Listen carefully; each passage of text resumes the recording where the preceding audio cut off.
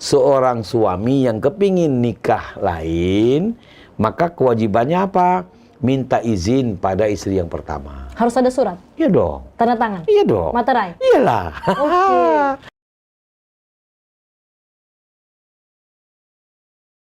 Assalamualaikum warahmatullahi wabarakatuh. Rakan Lontamo Petem Uronyo di edisi Kamis 16 Desember 2021, tepatnya di episode ke-34 di tahun kedua. Sudah subscribe, langganan? Kalau belum, tekan tombol lonceng pastinya untuk dapat informasi-informasi yang menarik dan komen-komen yang positif dengan akun asli. Ntar akan dibalas sama miminnya, oke? Yang pastinya komen-komen yang membangun. Oke, kali ini temanya menarik rekan Lon. Saya mau bilang tapi mau ketawa duluan. Jadi temanya, nah ini buat Anda-Anda ini mungkin yang mau poligami ataupun poliandri, ini syarat dan hukumnya. Nah, tema kita, mau poligami atau poliandri? Ini syarat dan hukumnya. Oke, kita akan berbicara langsung dengan pakar poligami. Bukan ya Pak? Pak Abdi Syukur. Assalamualaikum Pak Abdi Syukur. Waalaikumsalam warahmatullahi wabarakatuh. Tersentak sekali saya ketika mendengar kalimat pakar poligami. Saya jawab benar ilmunya, tapi prakteknya insya Allah belum. Oke. Insya Allah belum. Mudah-mudahan Pak? Ini kan sudah ada motivasi untuk kita diskusi dulu. Berarti motivasinya diskusi, tapi nanti lanjut nggak Pak? Ya mungkin kita lihat dulu ke depan. Setiap kita boleh ada rencana. Oke Ibu, bisa dicatat ya Bu ya, mungkin nanti ya. Jadi mungkin boleh lah dikunci pintunya. Pak Abdi, terima kasih banyak. Ya, sudah mampir ke PT menyempatkan waktu Bapak. Ini menarik temanya. Iya. Belakangan Bapak ini kan tabu sebenarnya Pak di masyarakat kita, tapi sempat viral Pak di media mainstream, di media nasional. Sempat kemudian beliau punya pondok, kemudian beliau juga diangkat di media tersebut dengan istri beliau yang juga lebih dari 2 dan viral lah. Baik. Tapi banyak kemudian kontranya dari pronya Pak, dan ada kemudian kejadian-kejadian yang kita juga miris, pelecehan seksual dan sebagainya. Tapi kita sebelum ke sana Bapak, hukum dan syarat nih Pak, poligami atau poligami ini kemudian suami yang beristrikan lebih dari 1. Poliandri, istri yang bersuamikan juga lebih dari 1 orang. Syarat dan hukumnya Pak? Baik. Terima kasih teman-teman yang mengikuti program ini. Saya kira ini satu kegiatan yang diupayakan untuk mensosialisasikan. Bukan berarti ini pembahasan untuk menuju kepada masyarakat kita diajak untuk berpoligami atau kemudian diajak bahwa istri-istri itu untuk melakukan poliandri. Ini harus kita garis bawahi dulu bahwa kegiatan ini bukan untuk mengajak ibu-ibu sepakat ya untuk suaminya itu melakukan poligami atau kebalikan. Tapi lebih pada pertemuan ini adalah di mana kita mengisi pengetahuan ya untuk mengikuti ajaran, aturan yang ada di dalam agama yang kita anut. Apakah poligami itu dibolehkan atau tidak dibolehkan? Kalau dibolehkan, bagaimana caranya? Ya, kalau tidak dibolehkan, kenapa dan apa sebab-sebabnya? Saya kira ini kegiatan yang saya sepakati dan kita garis bawahi dulu. Ini kegiatan yang mulia untuk menyampaikan informasi lewat YouTube-nya Pehtem. Ya, begitu. Bapak Ibu sekalian yang saya bahagiakan yang mengikuti program Pehtem ini. Nah, poligami itu bukan bahasa Indonesia, apalagi bahasa Aceh kan. Jadi poligami itu adalah istri lebih dari 1. Poligami, suami lebih. Jadi yang lebihnya itu suami. Nah, jadi suami itu 1, tapi istrinya lebih dari 1. Itu yang kemudian kita sebut dengan poligami. Tapi kemudian ketika kita sebut poliandri, itu bahwa istrinya 1 orang, tapi dia berupaya untuk menjadi suami 1, 2, dan seterusnya. Dalam Islam kita ingin garis dulu bahwa poliandri itu dilarang. Poliandri dilarang? Ya, dilarang. Pak, boleh? Dilarang poliandri. Kenapa dilarang? Ini kan adik saya ini kan, sebagai seorang perempuan. ya indah lagi namanya kan. Indah lagi namanya. Apalagi orangnya kan, Masya Allah. luar biasa. Nah, Amin. kenapa tidak boleh melakukan poliandri, cari suami 2-3? Karena yang pertama itu perempuan adalah orang yang sifatnya itu orang yang menghamili, yang hamil. Bukan yang menghamili suami. Suaminya. Jadi yang hamil ya perempuan. Nah, coba kalau yang seandainya sumber daripada mani yang masuk ke dalam perempuan itu, nah ini kan dipastikan siapa punya. Apakah si A, si B? Nah, justru karena tidak dapat dipastikan dan tidak boleh adanya percampuran daripada jenis ini, maka Islam melarang perempuan haram untuk melakukan poliandri. Oke. Nah, bagaimana dengan suami kan gitu? Bentar Pak, dasar hukumnya apa tadi Pak kalau poliandri Pak? Yang pertama itu tidak boleh disebabkan bahwa istri dia akan tidak mengetahui jenis dari mana anak yang akan dilahirkan nantinya. Jenis Islam ini sangat ditentukan dan sangat dituntut untuk menjadi satu catatan yang paling penting di dalam kita meneruskan keturunan. Sehingga jenis keturunan, suku itu tidak akan pernah berubah akibat kebenaran daripada substansi, daripada sumber keturunan itu sendiri dari laki-laki. Ketika bercampurnya lelaki ya kepada satu tempat, maka kemudian ini anak yang akan lahir tidak dapat dipastikan sumbernya dari mana. Ini alasan bahwa dilarangnya perempuan untuk melakukan poliandri. Salah satu alasannya karena sumber tadi ya karena Pak. Sumber Dasar tadi, hukumnya ya. Pak? Nah, itu Islam memang sudah dinyatakan bahwa itu pelarangan yang khusus, ya, pelarangan yang khusus, dan itu hukum yang sudah menjadi ketentuan final.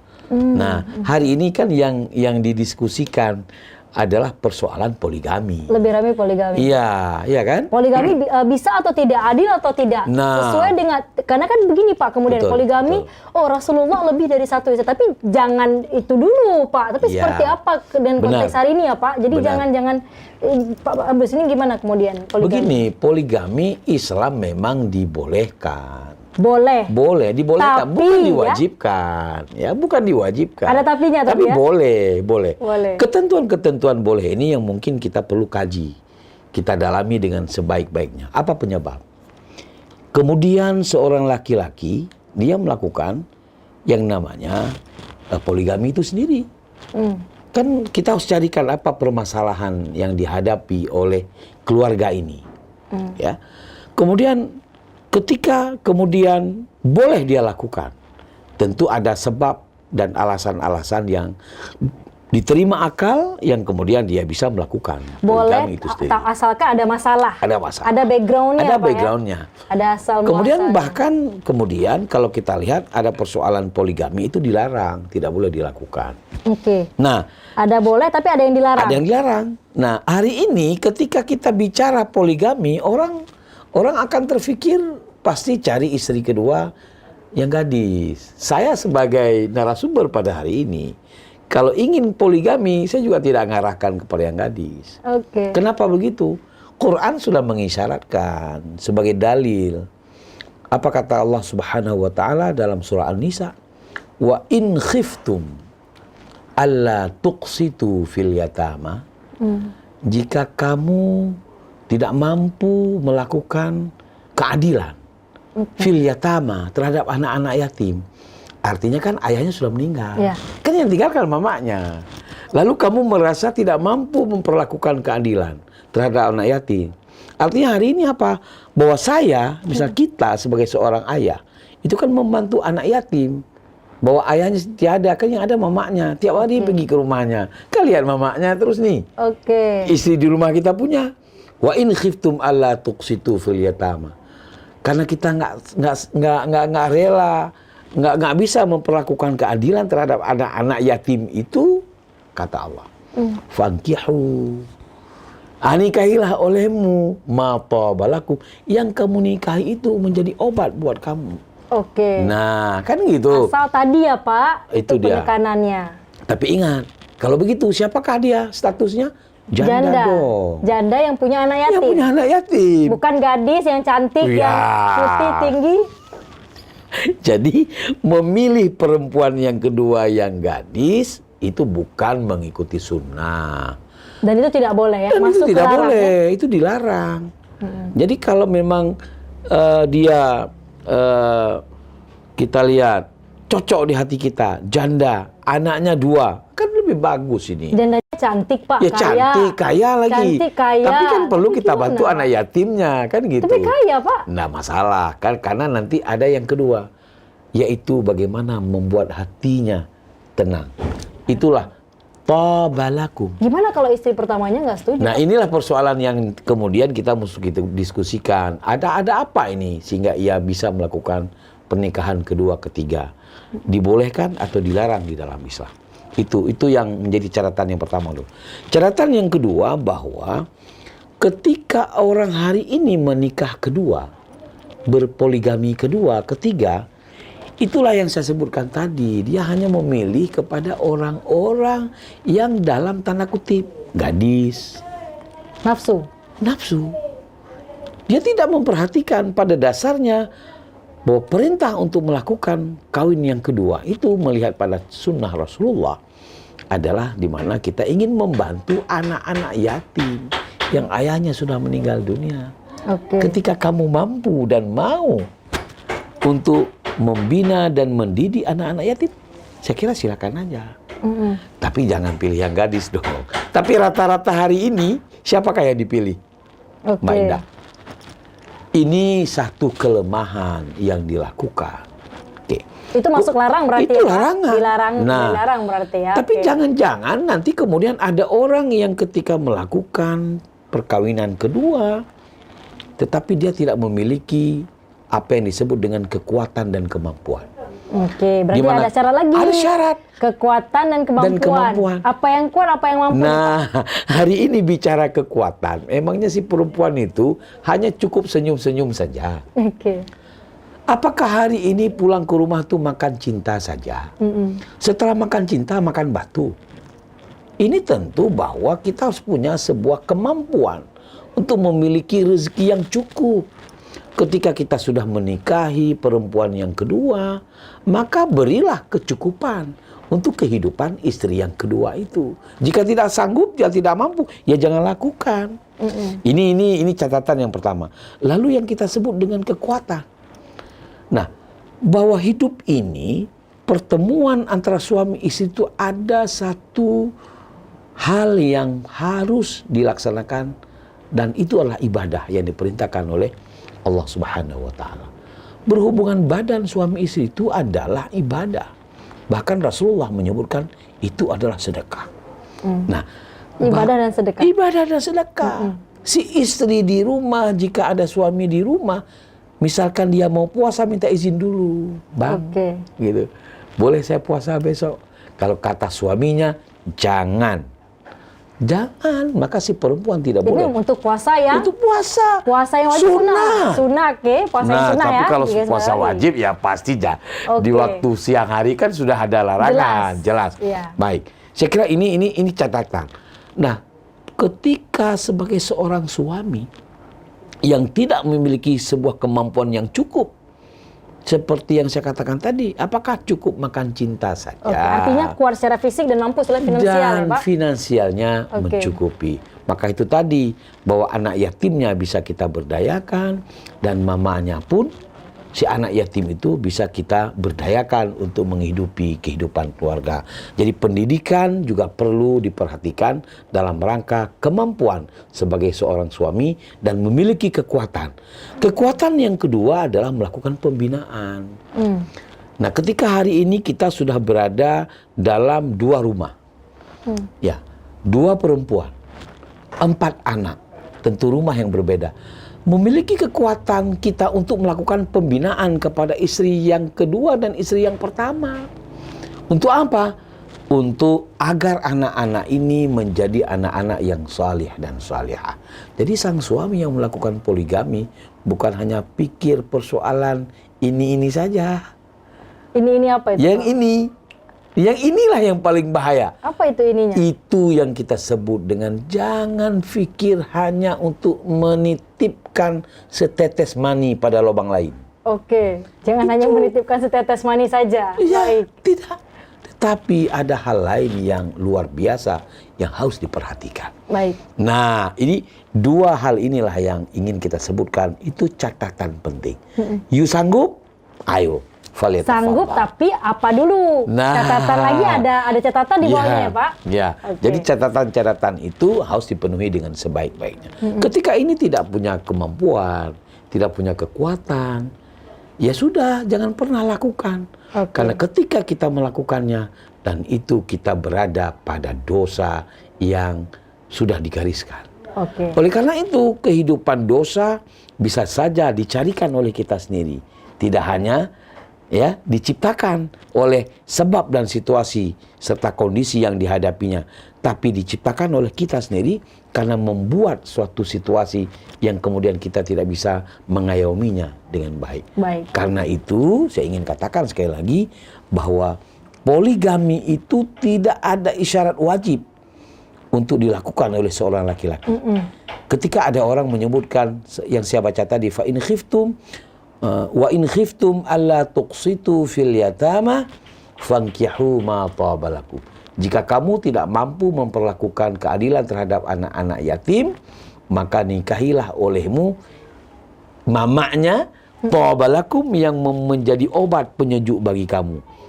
Masna 2, wasulasa boleh 3, waruba'a boleh 4. Boleh 4. Kan gitu. Oke. Wa in khiftum alla ta'dilu, karena ketika tadi bicara bahwa kita tidak punya kekuatan, bahwa kita tidak punya kemampuan, bahwa kita tidak punya cukup waktu untuk melakukan pembinaan, ya, apa kata Allah Subhanahu wa taala? Fawahidah. Fawahidah. Maka cukup satu saja. Cukup satu saja. Ini Mbak Indah sudah ada. Oke. Ngapain cari lain? Itu Sudah dia. indah, sudah Baik, cantik, baik. semua lengkap ada. Ya kan, mulai dari A sampai Z. Wah, luar biasa. Ngapain cari lain? Ngapain cari yang lain? Ngapain Kalau cari yang lain? yang satu saja. Yang satu aja nggak habis, ya kan? Untuk apa cari Tambah yang mata lain? AB, Pak. Ya. Pak, kalau dari Wan. Kemenak nih, Ya. seperti apa Ya. ketentuannya, Ya, Bapak? baik. Bapak kan pernah jadi Pak Kuaket nih, Pak. Oh, iya. Begini. Pengalaman Bapak. Apakah kemudian yang ingin poligami, seperti apa catatannya nih di Kemenak? Ini menarik memang ini. Ketika hari ini orang suka berpoligami, ada hal yang harus diperhatikan sebenarnya. Dan ini kalau saya menyarankan jangan lakukan. Janganlah. Jangan lakukan. Oke. Ya. Saya juga jangan. Iya, jangan lakukan ya. Ketika menikah, sebenarnya Islam itu tetap harus dilaksanakan sebagaimana ketentuan Islam itu sendiri. Yang pertama mesti ada calon suami, ada calon istri, kan begitu. Kemudian ada saksi, kemudian ada ijab kabul, ya. Dan ini yang menjadi persyaratan di mana melakukan dan melangsungkan pernikahan, kan gitu. Kalau ini sudah dilakukan, sebenarnya Islam sudah menghalalkan, ya kan? Menghalalkan untuk melakukan yang namanya hubungan suami istri. Tapi jangan dong di jalan raya dilihat orang. Oke. Tapi lakukan di tempat-tempat yang diizinkan dan maslahat, kan gitu. Nah, hari ini persoalannya adalah ada banyak lelaki yang tidak berani untuk melakukan prosesi sebagaimana perintah kenegaraan. Oke. Jadi diam-diam. Diam-diam. Oke. Ya, akhirnya dia diam-diam melangsungkan perkawinan dengan istri yang kedua. Taunya KMKW lain. Nikah siri. Nah, karena diam-diam itulah kita menyebut dengan istilah nikah sirri. Siri. Sirri itulah bahasa Arab yang namanya rahasia.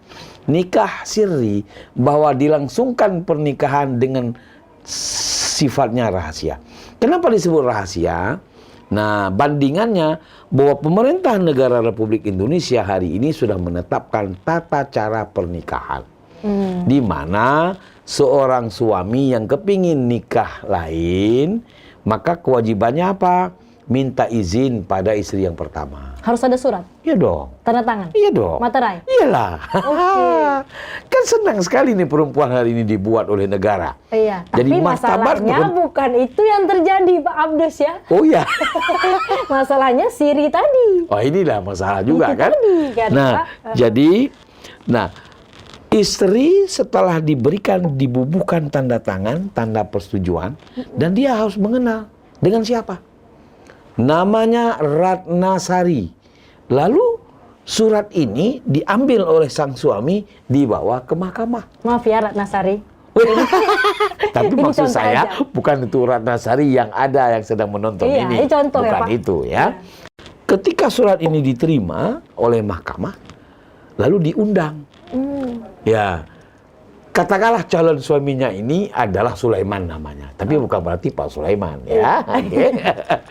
Dipanggil Pak Sulaiman, dipanggil istri Pak Sulaiman.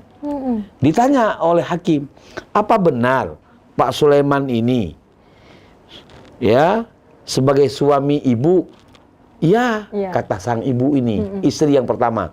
Karena istri yang pertama juga dibawa ke pengadilan. Oke, dipertemukan. Dipertemukan. Dengan istri yang calon Ya, istri lalu kedua. ditanya, apa benar ini Ratna ini calon suamimu yang akan menikah? Apa jawab istrinya? Ya.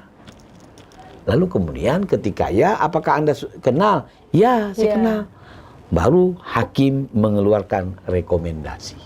Itu baru rekomendasi. Itu rekomendasi. Berarti masih panjang. Masih panjang. Itu dia tadi makanya kebanyakan nikah siri ya Pak, panjang urusannya ya. Ya, karena itu surat rekomendasi ini dibawalah ke kantor KUA. Oke. Lalu di kantor KUA baru dicatatkan di sana itu rencana nikah bahwa seorang suami yang beristrikan pertama ingin menjadikan Ratnasari sebagai istri yang kedua, anaknya Polan bin Polen dicatatkan di buku. Lalu menikah. Setelah menikah, maka istri yang kedua diberikan buku nikah yang sah oleh pemerintah. Bagaimana kalau tadi?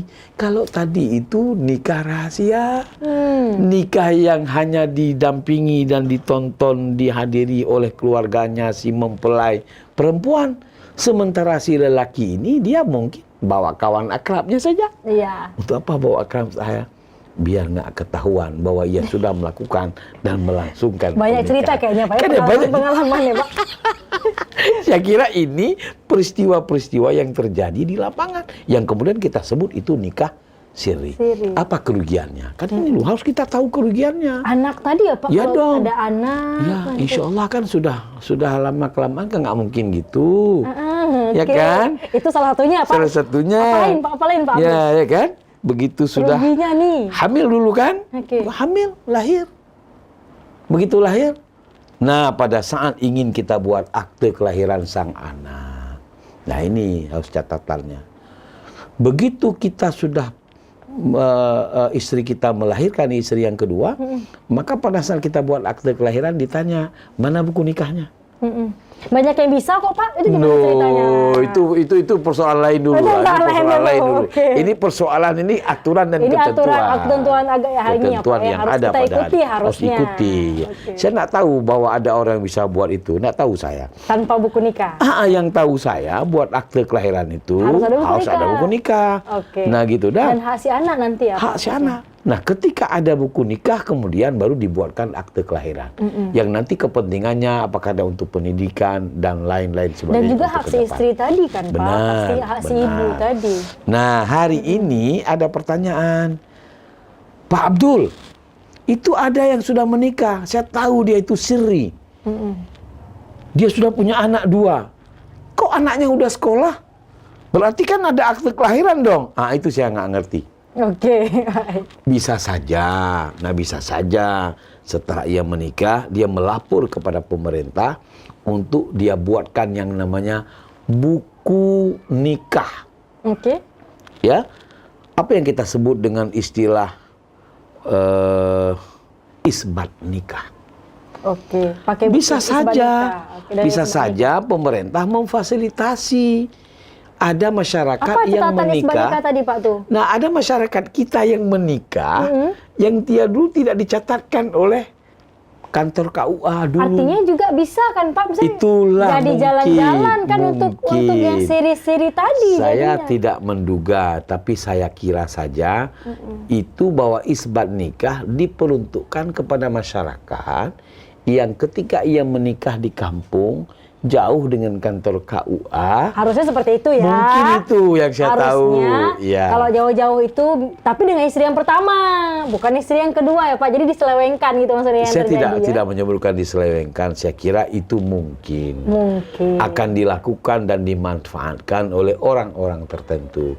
Sehingga tadi Mbak Indah menyebutkan bahwa ada orang yang nikah siri tapi kemudian dia sudah buatkan akte kelahiran kepada anak. Itu menunjukkan ada alat bukti bahwa ia memiliki buku nikah. Saya tidak paham dan tidak mengerti. Yang kita sebutkan tadi adalah tata cara di mana begitulah kondisi yang harus jadi dilakukan dengan situasi aturan dan ketentuan yang ada di negara yang kita banggakan ini. Nah, ini situasi hari ini. Nah, lalu pertanyaan kita, apakah mereka sudah mencapai kebahagiaan? Iya. Nah, kan tujuan berkeluarga kan ada 3. Salah satunya bahagia Pak. Iya, Sakinah, ada mawaddah. sakinah, Mawaddah. ada mawaddah, warahmah. Ini apalagi orang nih dapat istri namanya mawaddah pula kan? Wah, lengkap ya Pak. Lengkap. Ada mawaddah. Ya, makanya kayak ini kan orang mengistrikan Indah. Kan dapat Indah plus namanya. Iya kan? Kalau ada yang nikah gitu atau ada yang acara kan Pak, samara ya. Samara, ya, gitu. ya, Kan jadi samawa dan sakinah. samara. Jadi sakinah, mawaddah, warahmah. Sakinah ini dia tidak hanya disebut di bibir, tetapi dia bagaimana tertancap di dalam jiwa dia. Maka dari sakana yaskunu itu, apa artinya? Menempat. Menempat, di mana sakinah itu menempat di hatinya. Ketika dia sebut indah, mimpi pun indah. Nah, ketika dia sebut Fatimah, maka kemana-mana dia pergi Fatim. Sakinatan. Inilah membuat sakinah ini yang harus kita bagaimana kita pertimbangkan, bagaimana kita lakukan agar si istri ingat ke suami, sakinah. Agar si suami juga ingat tentang istrinya, sakinah. Jadi kemana-mana nggak lirik orang lain. Ya, kadang-kadang kan orang ada yang iseng gitu, lihat anak orang, ya kan? Ingat anak sendiri. Nah lihat gitu. Istri orang. Tapi giliran lihat istri orang, Masya Allah, jadi lupa istri sendiri. Nah ini kan apa ini sakinah? Belum tentu sakinah ini kan. Jadi ini yang diusahakan agar membuat sakinah ini, lelaki ini menjadi betah di rumah. Lelaki. Arti sakinah sendiri apa Pak? Nah itulah Menempatkan. Jadi tidak hanya tempat tinggal, punya satu tempat yang aman dan nyaman, tapi yang paling penting adalah bagaimana menempatkan si istri itu di hati ini. Begitu juga suami istri. Begitu juga suami dengan istrinya dan istri dengan suaminya. Menempatkan inilah yang menjadi satu perhatian penting. Agar apa yang kita diskusikan tadi, sang suami ini tidak lari kepada perempuan lain. Agar ketika ia melihat istri orang, dia pasti ingat dengan istri Balik sendiri. lagi perempuan lain tadi yang kita bicarakan di awal ya Pak. Ya itu dia. Tadi Makanya, banyak catatannya. Makanya kita perlu menyiapkan situasi dengan situasi sakinah. Kemudian yang kedua, menyiapkan situasi mawaddah. Bahwa rasa cinta itu tumbuh bukan karena ada sesuatu. Rasa cinta itu tumbuh tapi datangnya dari lubuk hati yang dalam. Nah, ini bagaimana merawat rasa cinta yang sudah ditumbuhkan. Agar rasa cinta ini kemanapun ia pergi, dia lengket dengan rasa cinta kepada seseorang yang ia tempatkan di hatinya sendiri. Jadi sudah sakinah, sudah mawaddah, ya kan? Sudah menempat di dirinya. Kemana dia pergi, indah. Kemana dia pergi, indah. Tidur lebih indah lagi, ya kan? Satu lagi yang harus dia pertimbangkan, apa itu? Bagaimana menciptakan kehidupan kasih sayang. Ya kan? Kasih sayang ya Pak? Kasih sayang ketika ia pergi, ia ingat. Ini apa yang akan saya kasih nanti waktu saya pulang. Nah, gitu ya. Saya nggak punya apa-apa. Saya cuma punya sendok. Sayang. Beli sendok satu. Bawa pulang ke rumah. Begitu nyampe ke rumah, Assalamualaikum Indah. Waalaikumsalam. Apa kabar Bang? Kabar baik. Wahai adindaku, aku tidak punya apa-apa. Tapi ini ada sendok yang aku lihat tadi merasa indah dan cantik. Inilah aku persembahkan buatmu. Rasa kasih sayang, bagaimana mengikat. Ini yang tidak ditumbuh kembangkan. Tapi ada juga perempuan yang ngomong begini, alah bang,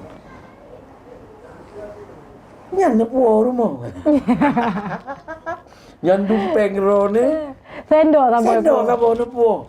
Atau kan juk pengkinang lain. Nah, omelan itu, kata-kata itu adalah kata-kata yang membuat hati suami itu tergores. Masya Allah, aku tidak apa-apa, tidak ada rencana apa-apa. Kok istriku sudah menebak ke sana? Sekali, 2 kali, 3 kali, 4 Dan kali, berlangsung dan terus. berlangsung berlarut-larut. Itu namanya membuat perasaan yang tidak warahmah. Tali inilah yang sebenarnya harus dibina dengan baik, ya, diperbaharui, ya, di setel, dijaga, dirawat, dicat.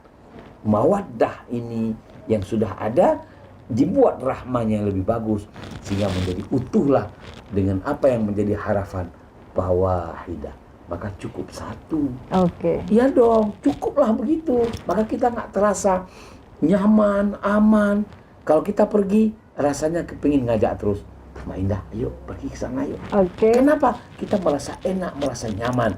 Ketika kita tidak bawa istri kita, kita menganggap ada yang kurang. Ada yang kurang. Tapi jangan pula kebalikan kan? Karena situasi yang tidak pas, kemudian sang suami berangkat, ya nggak pun diajak istrinya. Ketika istri pun minta ikut, apa kata suaminya? Anak pehneja ari drone. Kenapa? Karena dia tidak ada satu kenyamanan ketika istrinya. Berarti kalau udah nggak diajak pergi tuh udah nggak nyaman ya Pak? Nah, salah satunya. Salah satunya bahwa ketika suami akan beranjak kepada istri yang berikutnya, ini ada persoalan ketidaknyamanan di dalam rumah. Baik, Pak Abdus, juga yang menarik belakangan ini juga banyak kemudian kasus yang lagi disorot.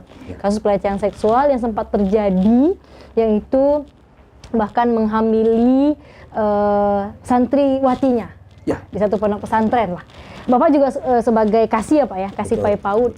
Bagaimana kemudian preventif dari Kemenak Bapak untuk bisa? Saya kira ada 2 hal ini. Yang pertama kita coba tilik dulu, kita coba lihat apa penyebab sih. Penyebab. Ini saya melihat penyebab yang pertama bahwa ini yang melakukan ini memang penyakitan ini orang ini. Berarti ada penyakitnya. Ada penyakit ini. Ya. Bahwa ada lelaki, mungkin dia bekerja sebagai guru, mungkin bekerja dia sebagai ustaz, ya, apapun menjadi pekerjaannya, ini ada penyakit pada dia itu. Filodofia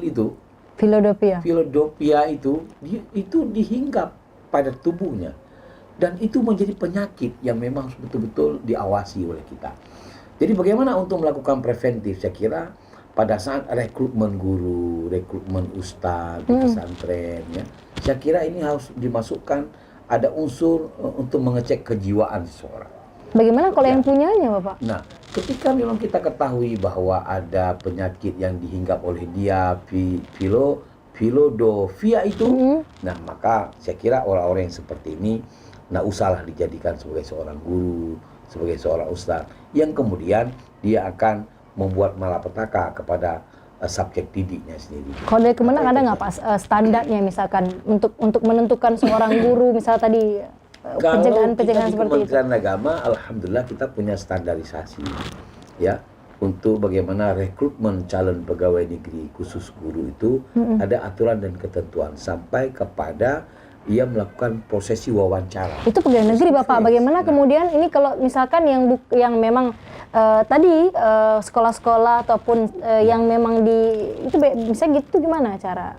Saya kira kalau pengalaman kita di Kementerian Agama, kita selalu memberikan acuan kepada pondok pesantren, kepada sekolah swasta, agar ketika melakukan rekrutmen guru-gurunya itu harus mengikuti standarisasi yang pernah dilakukan oleh Kementerian Agama.